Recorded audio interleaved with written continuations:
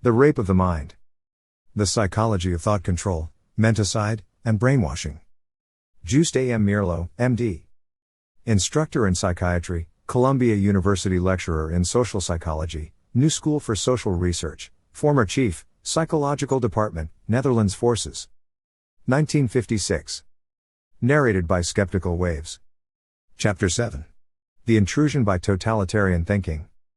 In order to investigate the social forces at work undermining the free individual development of man's mind, we have to look at manifold aspects of political life.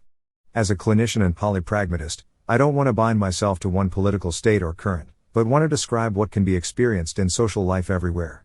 Where human thinking and human habits are in the process of being remolded, they are under the influence of tremendous political upheaval. In one country this may happen overnight, in others more slowly. The psychologist's task is to observe and describe the impact of these processes on the human mind. When once a nation is under the yoke of totalitarianism, when once its people have succumbed to the oversimplifications and blandishments of the would-be dictator, how does the leader maintain his power? What techniques does he use to make his countrymen docile followers of his bloody regime? Because man's mature self resists totalitarianism, the dictator must work and scheme constantly to keep his subjects in line and to immobilize their need for individual development, rebellion, and healthy growth. As we examine his techniques, we will come to a better understanding of totalitarianism and of the interaction between the dictator's methods and the personalities of his subjects. We need this understanding desperately, for we have to recognize that the forces in totalitaria that make humorless robots out of living men can also develop, albeit unwittingly, in the so-called free, democratic societies. The strategy of terror. The weapon of terror has been used by tyrants from time immemorial to make a meek instrument of man. In totalitaria, the use of this weapon is refined to a science which can wipe out all opposition and dissent. The leaders of totalitaria rule by intimidation, they prefer loyalty through fear to loyalty through faith. Fear and terror freeze the mind and will, they may create a general psychic paralysis. In the panic caused by totalitarian terror, men feel separated from one another, as by an impassable vacuum, and each man becomes a lonely, frightened soul. Even panicky hovering together could be suspected of being conspiracy against the state. Separated from any real emotional contact with his fellow men by his own inner isolation, the citizen of totalitaria becomes increasingly unable to fight against its dehumanizing influences. Totalitaria is constantly on the alert for social sinners, the critics of the system, and accusation of dissent is equivalent to conviction in the public eye. Insinuation, calumny, and denunciation are staples of the totalitarian strategy. The entire nation is dedicated to the proposition that every man is a potential enemy of the regime. No one is excluded from the terror. Any man may be subjected to it no matter how high his rank.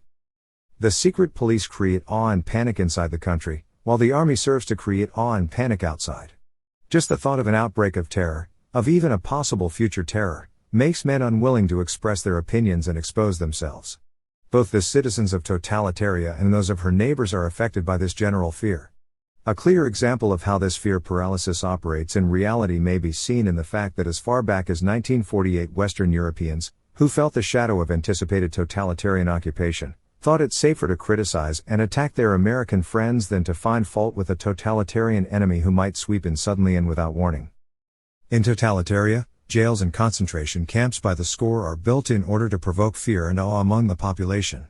They may be called punishment or correction camps, but this is only a cheap justification for the truth. In these centers of fear, nobody is really corrected, he is, as it were, expelled from humanity, wasted, killed, but not too quickly, lest the terrorizing influence be diminished. The truth of the matter is that these jails are built not for real criminals, but rather for their terrorizing effect on the bystanders, the citizens of totalitaria. Jails represent a permanent menace, a continual threat. They may put an almost insupportable strain on the empathy and imagination of those citizens who are, temporarily at least, on the outside of the barbed wire. In addition to the fear of undergoing the same cruel treatment, the fear of abasement, humiliation, and death, the very concept of the concentration camp rouses every man's deep-seated fear of being himself expelled from the community, of being alone, a wanderer in the desert, unloved and unwanted. There exist several milder forms of mass terror, for instance, the strategy of no political rest. In totalitaria, man is always caught by some form of official planning. He is always conscious of control and surveillance, of spying, leering powers lying in wait to chase him and to punish him. Even leisure time and holidays are occupied by some official program, some facts to be learned, Some political meeting, some parade. Quiet and solitude no longer exist. There is no time for meditation, for pondering, for reminiscing. The mind is caught in a web of official thinking and planning. Even the delights of self-chosen silence are forbidden. Every citizen of totalitaria must join in the singing and the slogan shouting. And he becomes so caught in the constant activity that he loses the capacity to realize what is happening to him. The emphasis on more production by individuals, factories, and agricultural enterprises also can become a weapon of increased control and terror. The Stakhanovite movement in Russia, urging a constant increase in production norms, became a threat for many. The workers had to increase the pace of their labor and production, or they would be severely punished. The emphasis on pace and speed makes man more and more a soulless cog in the totalitarian wheel. Terror can almost never stop itself, it thrives on compliance and grows in a vacuum. Terror as a tool means a gradual transfer into terror as a goal, but terror is actually a self-defeating strategy. Man will ultimately revolt even under an absolute dictatorship. When men have been reduced to puppethood by totalitaria, they will finally have become immune to all threats. The magic spell of terror will finally lose its force. First, the citizens of totalitaria will become dulled to the terror and will no longer consider even death a danger. Then a few will initiate a final revolt, for totalitaria's government by fear and terror fosters internal rebellion, in the few who cannot be broken down. Even in Gleichgeschaltet Nazi Germany a resistance movement was active. The purging rituals. Cleaning out the higher echelons of government is an old historic habit. The struggle between fathers and sons, between the older and the younger generation, became ritualized far back in prehistoric times. Fraser's classic, The Golden Bough, has told us a great deal about this. The ancient priest of the heathens acquired his high post by killing his predecessor. Later in history, the newly proclaimed king offered criminals instead as sacrifices to the gods on the day of his anointment. In totalitaria, the killing and purging ritual is part of the mechanism of government, and it serves not only a symbolic but also a very real function for the dictator.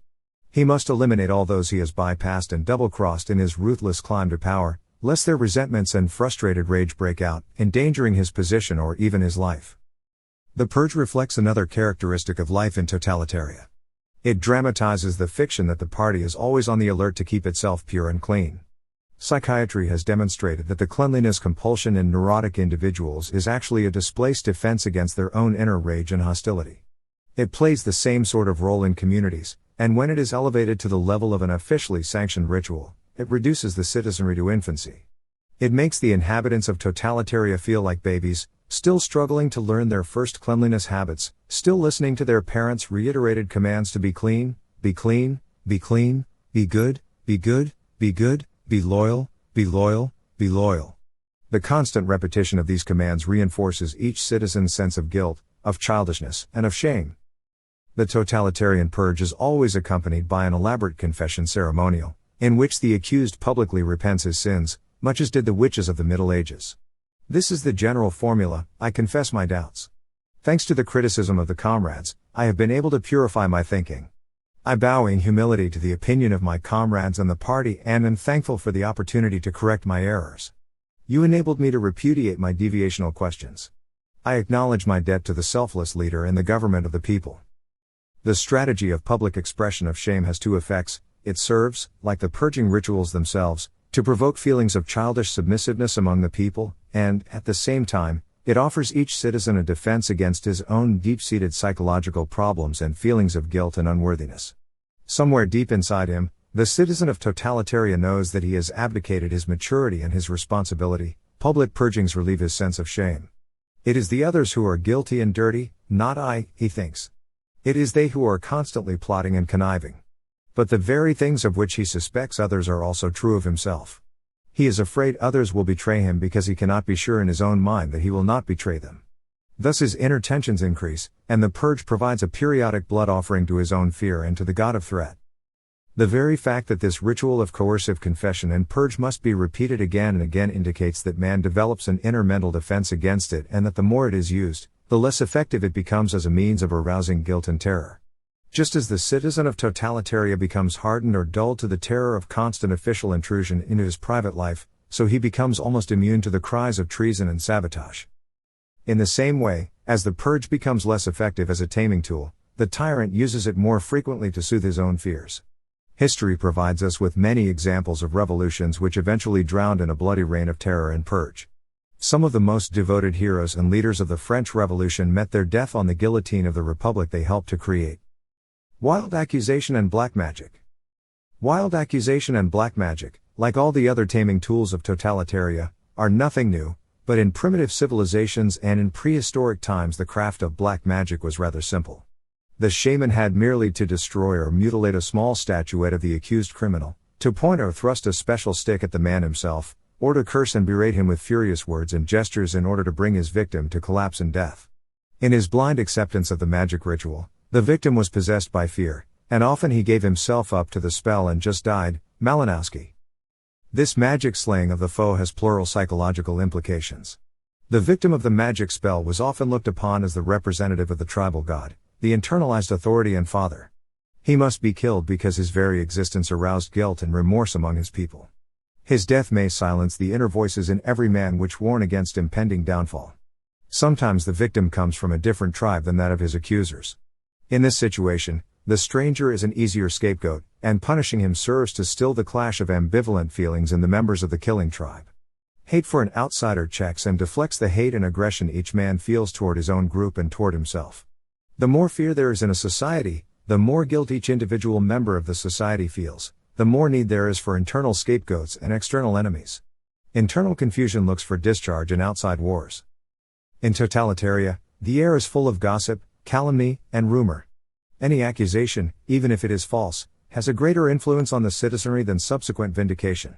Bills of particulars, made out of whole cloth, are manufactured against innocents, especially against former leaders, who have been able to develop some personal esteem and loyalty among their friends and followers.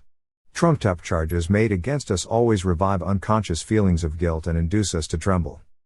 In our analysis of the psychological forces that lead prisoners of war and other political victims to confession and betrayal, we saw how strongly the sense of hidden guilt and doubt in each man impels him under strain to surrender to the demands and ideologies of the enemy. This same mechanism is at work constantly among the citizens of totalitaria. Accusations against others remind him of his own inner rebellions and hostilities, which he does not dare to bring out into the open, and so the accused, even when he is innocent, becomes the scapegoat for his private sense of guilt. Cowardice makes the other citizens of our mythical country turn away from the victim lest they be accused themselves. The very fact that character assassination is possible reveals the frailty and sensitivity of human sympathy and empathy. Even in free, democratic societies, political campaigns are often conducted in an atmosphere of extravagant accusation and even wilder counter-accusation. The moment the strategy of wild accusation, with all its disagreeable noises of vituperation and calumny, begins, we forget the strategic intention behind the words and find ourselves influenced by the shouting and name-calling. Maybe, we say to ourselves, there is something in this story. This, of course, is just what the slanderer wants. In the minds of the politicians the illusion still persists that the end justifies the means. But campaigns of slander produce paradoxical results because the very fact that an unfounded accusation has been made weakens the moral sense of both listener and accuser. Spy mania. In totalitaria this vicious circle of vituperation reaches its fullest flowering. Drowned in a rain of suspicion, the citizen of totalitaria suffers from a terrible delusion of persecution, spy-wanoia, the spy mania. He is continually on the alert, watching his fellow man. His good neighbor may at any moment become a saboteur or a traitor. The citizen of totalitaria hardly ever looks for confusion or flaws in his own soul, but projects them onto scapegoats, until he himself finally becomes the victim of someone else's spy-wanoia. Every citizen is constantly trying to search out everyone else's innermost thoughts. Because one's own hidden thoughts are projected on one's neighbors, thinking in itself becomes the enemy. This great fear of the inner thoughts of our fellow man is related to a general process of paranoiac re-evaluation of the world as a result of fear and totalitarian thinking. In the denial of human loyalty and in the constant delusion of treason and sabotage are expressed the whole infantile mythology of totalitaria and its repudiation of mature human relationships. Through interrogation, character assassination, humiliation, mental terror, and demoralization, such as happens in individual and collective brainwashing, man can be so utterly demoralized that he accepts any political system. He is nothing anymore. Why should he oppose matters? In totalitaria there is no open policy, no free discussion, no honest difference of opinion, there is only intrigue and denunciation, with their frightening action on the masses. The strategy of wild accusation is used not only against totalitarian citizenry, but also against the rest of the world.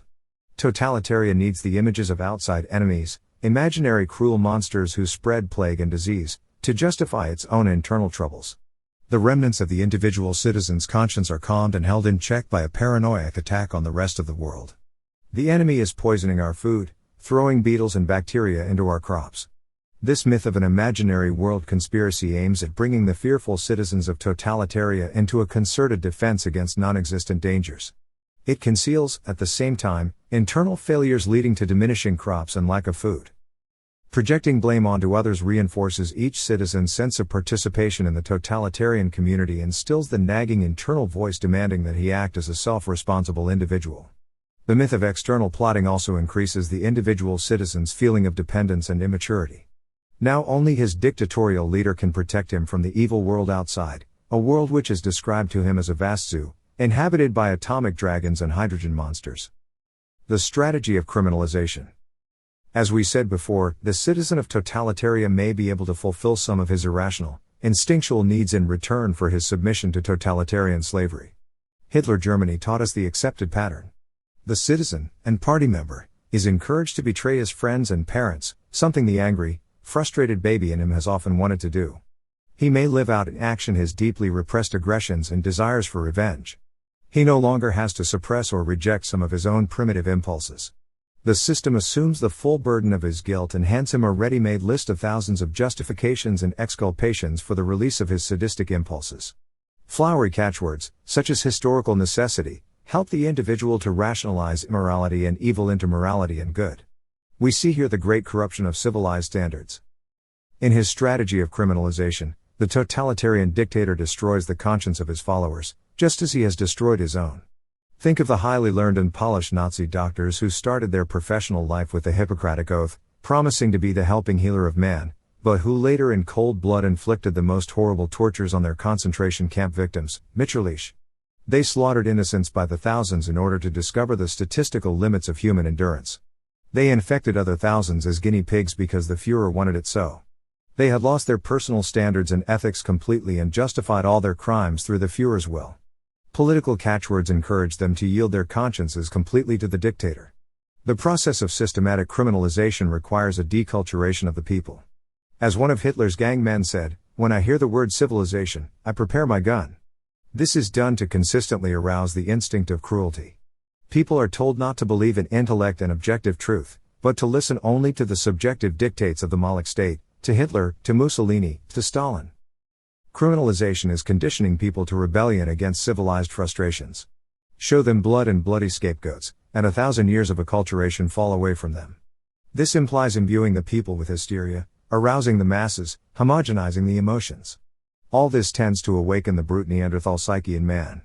Justify crime with the glamorous doctrine of race superiority, and then you make sure the people will follow you. Hitler knew very well what he was doing when he turned the German concentration camps over to the unleashed lusts of his stormtroopers.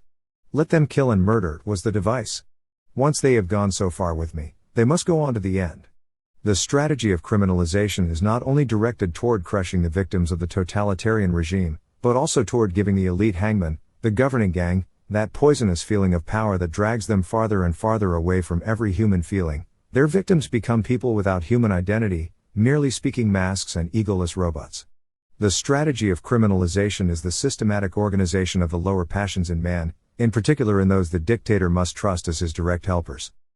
Under the pressure of totalitarian thinking, nearly every citizen identifies with the ruling gang, and many must prove their loyalty by murder and killing, or at least expressing their approval of murder and killing. The boredom of totalitaria's automatic patterns of living leads the deluded citizens to welcome the adventure of war and crime and self-destruction. Each new act of torture and crime makes new bonds of fidelity and unscrupulous obedience, especially within the leading gang. In the end, driven by crime and guilt, the ruling members have to stick it out together because the downfall of the system would bring about the downfall of the entire gang, both leaders and followers. The same thing holds true in the criminal world. Once a man has taken the first step and rejected the laws of society and joined the criminal gang, he is at war with the outside world and its moral evaluations. From that point on, the gang can blackmail him and subdue him. In totalitaria, the vicious circle of criminalization of the citizenry, in which the means become ends in themselves, grows into a cynical conspiracy covered with the cynical flag of decent idealism. The country's leaders use such simple words as the universal campaign of peace, and the citizens rejoice and take pride in these words. Only a few among them know what deceptive deeds lie behind the flowery phrases. These perversions are also incorporated into a great nationalistic myth: the Third Reich, the new empire, the People's Republic, and the citizens' desire to do something heroic becomes identified with doing something violent and criminal. Blood becomes a magic fluid, and shedding someone else's blood becomes a virtuous and life-giving deed. Unlimited killing, as it is practiced in totalitarian systems, is related to deep, unconscious fears. The weak and emotionally sick in any society kill out of fear, in order to borrow, in a magic way, their dead victims' strength and happiness, as well as, of course, their material possessions. The killing of millions in the Nazi gas ovens was part of this ancient mythology of murder. Perhaps the members of the master race thought that slaughtering the Jews would ensure that the Germans would endure pain for as many centuries as had their victims. It is part of an old primitive myth that through killing one fortifies and prolongs one's own life. Let us not forget that forces of reason and understanding in man are rather weak. It is difficult to control the fire of explosive drives, once they are lighted. Totalitarianism must kill, slaughter, make war. Totalitaria preaches hatred, and the totalitarian mouthpiece is a lonely, deluded, tough Superman, calling for hatred and injustice and arousing intensified fanaticism unhampered by any moral feeling or remorse. His battle cry reinforces the dictator's hold on his subjects, because each citizen, in and through his guilty deeds, learns to hate his victim, whose very suffering arouses even more the criminal's deeply buried sense of guilt. Verbocracy and semantic fog, talking people into submission. After the First World War, we became more conscious of our attitude toward words. This attitude was gradually changing. Our trust in official catchwords and clichés and in idealistic labels had diminished.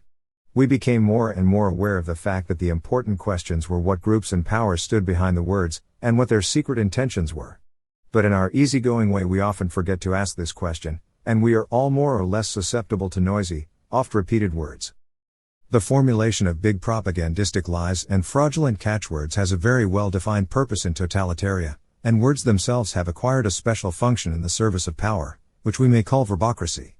The big lie and the phony slogan at first confuse and then dull the hearers, making them willing to accept every suggested myth of happiness. The task of the totalitarian propagandist is to build special pictures in the minds of the citizenry so that finally they will no longer see and hear with their own eyes and ears but will look at the world through the fog of official catchwords and will develop the automatic responses appropriate to totalitarian mythology. The multiform use of words in double talk serves as an attack on our logic, that is, an attack on our understanding of what monolithic dictatorship really is. Hear the nonsense: peace is war and war is peace. Democracy is tyranny and freedom is slavery. Ignorance is strength. Virtue is vice and truth is a lie. So says the Ministry of Truth in George Orwell's grim novel, 1984.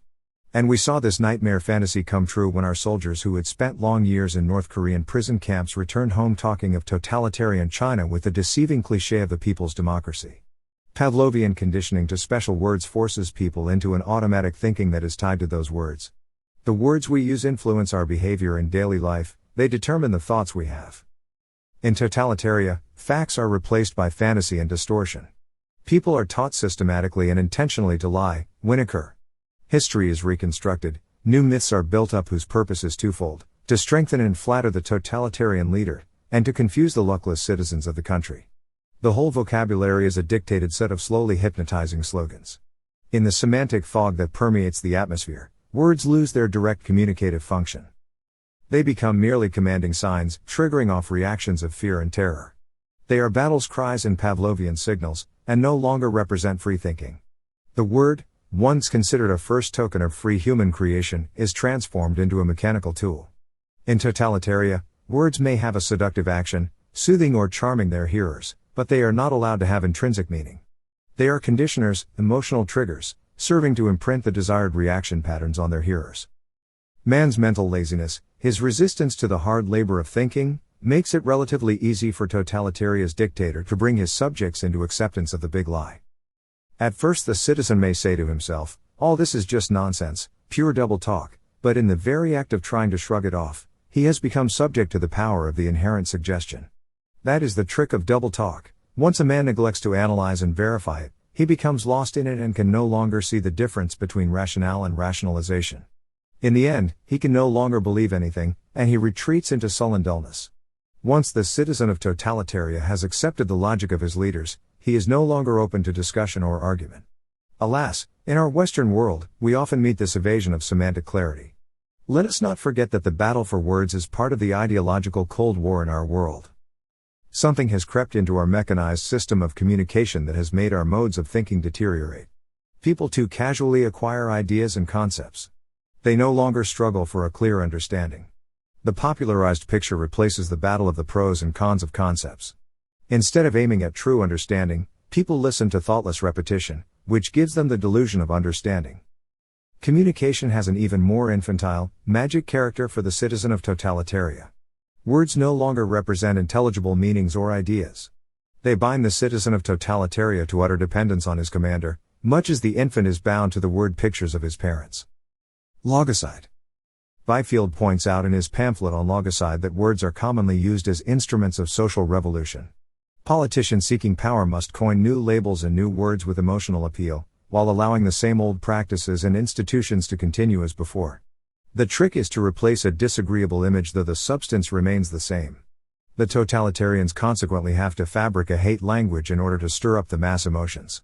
We have all experienced how the word peace doesn't mean peace anymore. It has become a propagandistic device to appease the masses and to disguise aggression.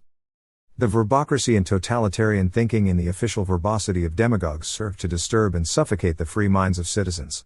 We can say that verbocracy turns them into what psychology calls symbol agnostics, people capable only of imitation, incapable of inquisitive sense of objectivity and perspective that leads to questioning and understanding and to the formation of individual ideas and ideals. In other words, the individual citizen becomes a parrot, repeating ready-made slogans and propaganda catchwords without understanding what they really mean, or what forces stand behind them. This parrotism may give the citizen of totalitaria a certain infantile emotional pleasure, however. Heil, Heil, Duce, Duce, these rhythmic chants afford him the same kind of sound enjoyment children achieve through babbling, shrieking, and yelling. The abuse of the word and the enshrinement of propaganda are more obvious in totalitaria than in any other part of the world. But this evil exists all over. We can find all too many examples of it in actual conversation.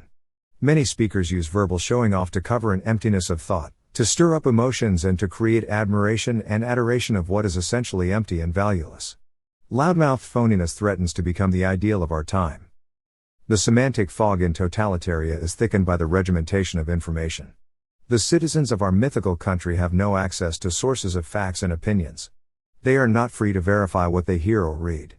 They are the victims of their leaders' labelomania. Their judgments are determined by the official labels everything and everybody bears. Labelomania. The urge to attach too much meaning to the label of an object or institution and to look only casually at its intrinsic value is characteristic of our times and seems to be growing. I call this condition labelomania. It is the exaggerated respect for the scientific-sounding name, the label, the school, the degree, the diploma, with a surprising disregard for underlying value. All about us we see people chasing after fixed formulas, credits, marks, ranks, and labels because they believe that if one is to have prestige or recognition, these distinguishing marks are necessary. In order to obtain acceptance, people are prepared to undergo most impractical and stylized training and conditioning, not to mention expense, in special schools and institutions which promote certain labels, diplomas, and sophisticated facades. Not long ago, a psychiatric colleague worked in a clinic where a different terminology was used, and the ideas of his former teachers, because they were expressed in terms other than those of the clinic, were criticized and even vilified. My colleague was a good practical therapist, yet he came to need psychotherapy himself, to counteract the utter confusion resulting from daily contacts with aggressive adepts of a different terminology, just as much as some of our soldiers released from the Korean prison camps. There is something essentially unpleasant in the need to express and judge all opinions and evaluations in accepted clichés and labels. It implies a devaluation of the work or of the idea involved, and it denies the subtle human differences between people and the phenomena their words describe. In totalitaria, man is so anxiety-ridden, so fearful of any deviation from the prescribed opinions and ways of thinking that he only allows himself to express himself in the terms his dictators provide. To the citizen of totalitaria, the acknowledged label becomes more important than the eternal variation that is life. As words lose their communicative function, they acquire more and more of a frightening, regulatory, and conditioning function. Official words must be believed and must be obeyed. Dissension and disagreement become both a physical and an emotional luxury. Vituperation, and the power that lies behind it, is the only sanctioned logic. Facts contrary to the official line are distorted and suppressed. Any form of mental compromise is treason. In totalitaria, there is no search for truth, only the enforced acceptance of the totalitarian dogmas and clichés. The most frightening thing of all is that parallel to the increase in our means of communication, our mutual understanding has decreased. A Babel-like confusion has taken hold of political and non-political minds as a result of semantic disorder and too much verbal noise. The apostatic crime in totalitaria. Totalitaria makes the thinking man a criminal, for in our mythical country the citizen can be punished as much for wrong thinking as for wrongdoing. Because the watchful eyes of the secret police are everywhere, the critic of the regime is driven to conspiratorial methods if he wants to have even a safe conversation with those he wants to trust. What we used to call the Nazi gesture was a careful looking around before starting to talk to a friend. The criminal in totalitaria can be an accidental scapegoat used for release of official hostility, and there is often need for a scapegoat. From one day to the next, a citizen can become a hero or a villain, depending on strategic party needs. Nearly all of the mature ideals of mankind are crimes in totalitaria. Freedom and independence, compromise and objectivity, all of these are treasonable. In totalitaria there is a new crime, the apostatic crime, which may be described as the obstinate refusal to admit imputed guilt. On the other hand, the hero in totalitaria is the converted sinner, the breast-beating, recanting traitor, the self-denouncing criminal, the informer and the stool pigeon. The ordinary, law-abiding citizen of totalitaria, far from being a hero, is potentially guilty of hundreds of crimes. He is a criminal if he is stubborn in defense of his own point of view. He is a criminal if he refuses to become confused. He is a criminal if he does not loudly and vigorously participate in all official acts. Reserve, silence, and ideological withdrawal are treasonable. He is a criminal if he doesn't look happy, for then he is guilty of what the Nazis called physiognomic insubordination. He can be a criminal by association or disassociation, by scapegoatism, or by projection, by intention or by anticipation. He is a criminal if he refuses to become an informer. He can be tried and found guilty by every conceivable ism, cosmopolitanism, provincialism, deviationalism, mechanism, imperialism, nationalism, pacifism, militarism, objectivism, subjectivism, chauvinism, equalitarianism, practicalism, idealism. He is guilty every time he is something. The only safe conduct pass for the citizen of totalitaria lies in the complete abdication of his mental integrity.